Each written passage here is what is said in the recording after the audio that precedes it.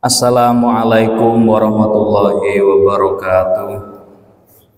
Bismillah, alhamdulillah, wassalatu wassalamu ala sayyidina Muhammad ibni Abdillah wa wala amma ba'da.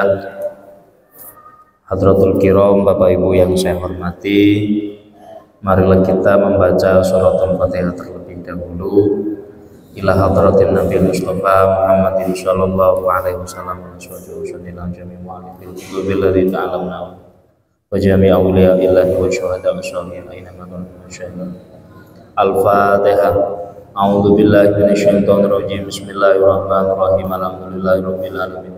Ar-Rahmanir Rahim. Maliki yaumiddin. Iyyaka na'budu wa iyyaka nasta'in. Ihdinas siratal mustaqim. Siratal ladzina an'amta 'alaihim ghairil maghdubi 'alaihim waladdallin. Bismillahirrahmanirrahim. Al-bahsu was-su'alu fil harami wal halali. Jadi pada pertemuan kali ini kita akan mengulas tentang bagaimana caranya atau bagaimana metodenya untuk taubat keluar dari perilaku dolim yang sifatnya itu ada kaitannya dengan al-maliyah atau harta benda. Karena sangat erat sekali kehidupan kita itu dengan yang namanya harta benda, dan di dalamnya itu sering terjadi perilaku-perilaku dolim yang baik disengaja maupun tidak, yang menyebabkan apa yang kita miliki berlabel halal, haram, walaupun secara pekerjaan itu adalah halal. Nah, sehingga Islam mengajarkan kita itu untuk berhati-hati dalam segala hal, terlebih kalau urusannya itu adalah urusan al-maliyah atau urusan harta benda. Oleh karena itu di sini diulas bagaimana kita sebagai orang yang tidak lepas dari urusan harta benda ketika mendapatkan atau secara sengaja, baik sengaja maupun tidak, melakukan perbuatan yang memiliki unsur kedoliman. Nah, maka kita diperintahkan oleh agama untuk tobat. Lalu bagaimana tobat atau meminta maaf dalam hal urusan harta benda? Yang pertama, al-bahsu was-su'alu fil harami wal halali, yaitu bertanya dan meneliti terkait hal-hal yang diharamkan dan yang dihalalkan. Kullu man qadama ilaika ta'aman hadiyatan antashtari falaysa laka an taftish anhu wa tas'al wa taqul hadza mimma la attahik haluhu fala akhidahu. Jadi apa yang kita peroleh, apa yang dihadapkan terhadap kita, baik berupa hadiah, makanan, atau sesuatu yang ingin kita beli, itu seyogyanya antaftisha wa tas'alu wa taqulu. Jangan terlalu meneliti, mimma la attahiku halahu fala akhidahu. Jangan terlalu meneliti, mencari atau melihat apakah hal tersebut halal bagi saya. Artinya begini, ketika ada seseorang memberikan kita sesuatu, itu secara etika kita itu nggak perlu bertanya ini halal apa enggak, ini dapatnya dari cara yang halal atau tidak. Itu kurang etis, kurang etis. Walaysa laka aidan atatrukal bahsu mutlaqon, tapi bukan berarti dalam urusan tersebut kita jangan berpaling begitu saja. Dalam arti ketika kita mendapatkan hadiah atau apapun dari seseorang, lalu kita acuh siapa yang memberi, ya kita terima saja.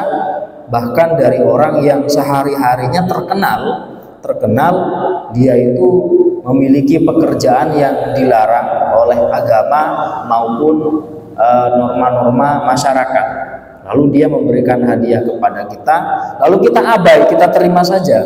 Nah, itu tidak boleh semacam itu. Jadi harus seimbang. Kalau kita mendapatkan sesuatu, diberi sesuatu, dihidangkan sesuatu oleh seseorang yang tampak di hadapan kita pekerjaannya halal, apa yang dia dapatkan halal, maka kita nggak perlu tanya kepada yang bersangkutan ini halal apa haram, kamu dapatnya ini dengan cara yang baik atau dengan cara yang buruk, jangan-jangan hadiah yang kamu berikan ke saya itu hasil korupsi, jangan, itu nggak perlu. Pun pula, nah tadi kalau orang tersebut memang terkenal, artinya orang yang berperilaku negatif, memiliki riwayat perilaku yang kurang baik dan pekerjaan yang haram misalkan, entah itu koruptor, entah itu maling dan lain sebagainya, kalau kita dapat hadiah dari yang bersangkutan, nah itu kita perlu mewaspadai. Kita perlu mewaspadai. Artinya harus seimbang. Hal tersebut dikarenakan waman sya'ur raibah bin nisbah li sahibil mal ayyakuna masykukan fihi. Mengapa demikian? Karena yang harusnya meragukan kehalalan dan keharuman apa yang diperoleh itu ya yang punya. Jadi kalau dia bekerja, pastikan, yakini bahwa pekerjaannya itu halal. Proses dia mendapatkan pekerjaannya juga halal, karena itu berkesinambungan. Ketika dia mendapatkan sebuah pekerjaan, memang pekerjaannya halal, tetapi ternyata proses rekrutmennya atau sesuatu di luar pekerjaan tersebut ternyata ada hal-hal yang dilarang di dalam agama, sehingga imbasnya nanti maka itu menjadi sebuah pekerjaan yang tidak halal juga, karena didasari dari sesuatu yang tidak baik. Maka orang yang memiliki hal semacam demikian harus selalu waspada, memastikan bahwasanya mulai dari awal hingga dia terjun ke dalam pekerjaan tersebut memang benar-benar halal, karena kita nggak pernah tahu CCTV yang dipasang itu nggak selalu bisa memantau, tapi Allah Subhanahu wa Ta'ala itu pasti tahu apa yang kita lakukan dan apa yang kita perbuat. Oleh karena itu, kembali lagi bahwa dalam melakukan pekerjaan itu disandarkan terhadap maha pengetahuan yang dimiliki oleh Allah Subhanahu wa Ta'ala, agar kita berhati-hati.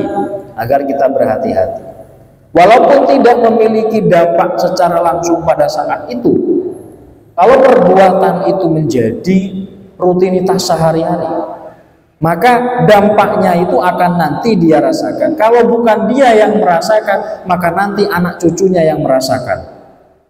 Jadi kalau yang nyun sewu, misalkan dia perilaku korupsi, dia tidak tertangkap, tidak terendus oleh pihak berwenang, pihak berwajib, misalkan dia bisa lolos, lalu nanti kehidupan yang akan dia jalani, baik dirinya maupun keluarganya, akan memiliki dampak yang luar biasa.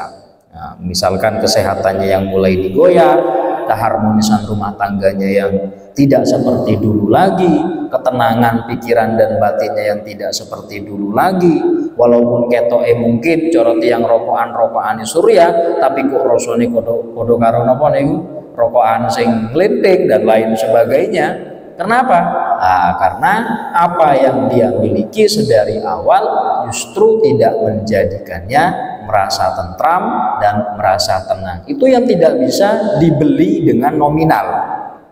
Oleh karena itu, ketika ada hal yang tidak diperbolehkan oleh agama yang kita lakukan, maka cara yang pertama yaitu tobat tentunya. Seperti sistem tobat al-khuruj minal mudlim al-maliyah, ullaman taba wa fiyadihi malun mukhtalitun fa'alaihi wadhifatun fi tamyizi haram wa ikhrajihi. Jadi kalau orang sudah bergelimang dengan harta benda yang nggak tahu asal usulnya, artinya dia nggak tahu ini halal apa ini haram, karena udah jadi satu di saldo rekeningnya misalkan, atau sudah jadi bangunan atau sudah jadi bentuk tanah, dia nggak tahu. Maka untuk cara membedakan apakah ini bagian yang haram, bagian yang halal, itu menjadi PR-nya, karena dia yang berbuat. Makanya segala macam perbuatan itu memiliki konsekuensi. Jadi harus bisa dipisah dan dipilah. An-nadrul awal fi kaifiyatit tamjiz man taba wa huwa haramun min wasbin wa di'atin fa amruhu sahlun. Jadi kalau harta benda yang dia miliki itu bisa dipilah, bisa dipisah, maka itu mudah. Misalkan gaji sekian, korupsi sekian, berarti gajinya sekian persen itu yang halal, korupsinya itu yang haram. Uang korupsinya dia kalkulasi, sudah berapa tahun dia menjabat, sudah berapa lama dia merampok, sudah berapa lama dia menjadi maling, dikumpulkan. Kalau dia ingin tobat, nah, selama itu apa yang dia hasilkan dari bentuk kejahatan, dari perbuatan yang tidak baik itu dikumpulkan. Misalkan terkumpul sekian juta misalkan, maka uang haramnya itu sekian juta, itu harus dikembalikan kepada yang berhak. Kalau aparatur negara berarti dikembalikan ke negara. Kalau dia mengambil milik tetangga, ya minta halalnya dengan mengembalikan kepada tetangga. Apalagi saudara, itu harus dikembalikan.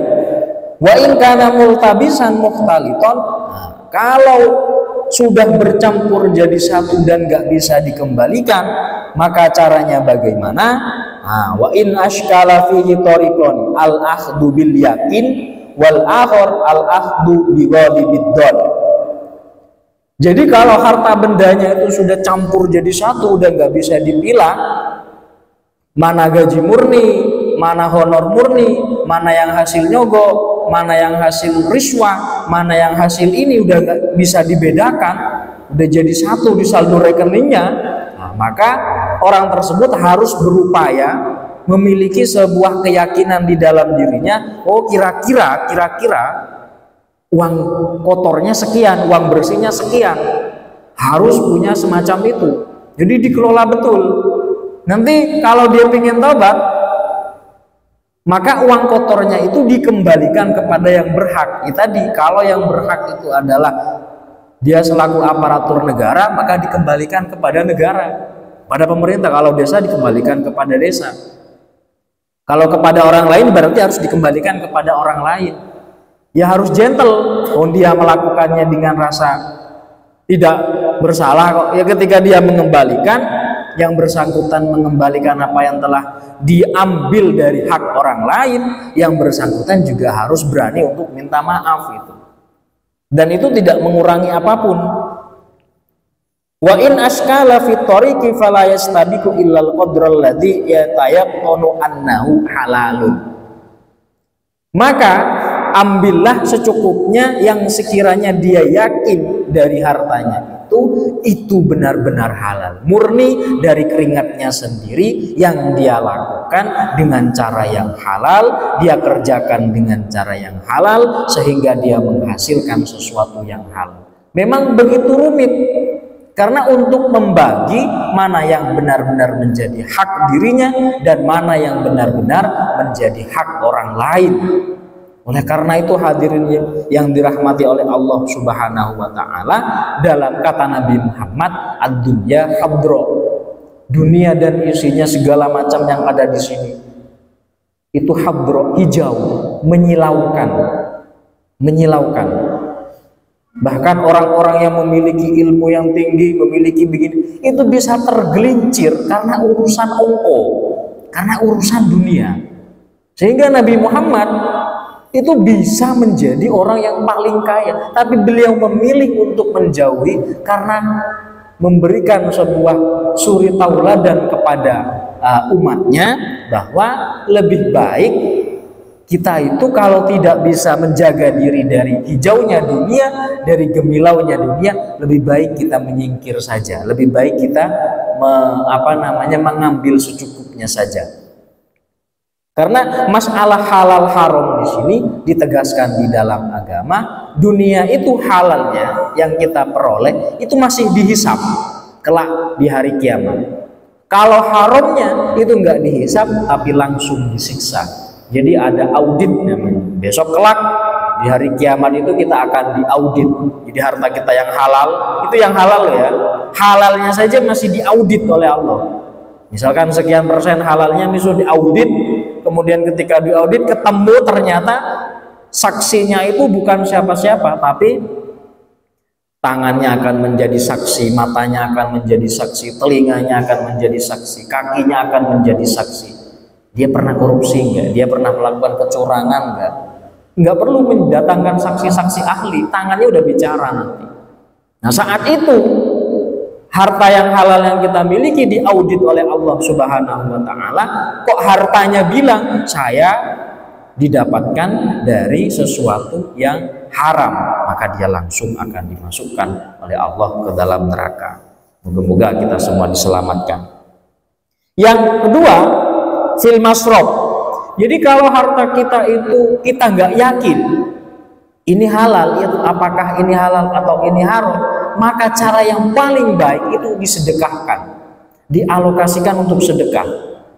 Makanya di tempat saya itu biasanya ada TPA. Kemudian biasa anak kecil itu kan kalau lari-lari itu uang sakunya kadang tertinggal atau kadang kececeran. Ada temannya yang nemu, Pak Niki nemu uangnya teman-teman, sudah masukkan saja ke ke kotak amal gitu.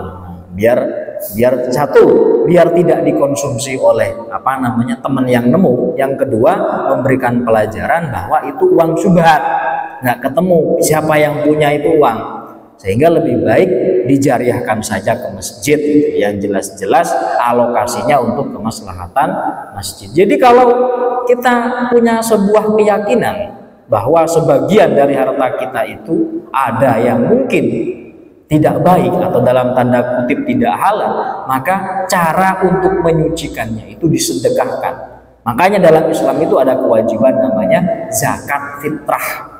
Nah, fitrah itu tujuannya untuk menyucikan harta benda yang kita miliki. Apalagi dengan cara sodako, itu sangat baik sekali. Bisa jadi yang asalnya itu lebih banyak halalnya, karena gemar bersedekah, maka yang asalnya itu haram menjadi halal. Hadirin yang saya hormati, itulah beberapa cara yang diatur oleh Islam guna bagaimana kita taubat dalam masalah harta benda. Karena tidak menutup kemungkinan ada sekian persen dari apa yang kita miliki itu bisa jadi haram, bisa jadi nggak jelas atau syubhat, terlebih bisa jadi haram.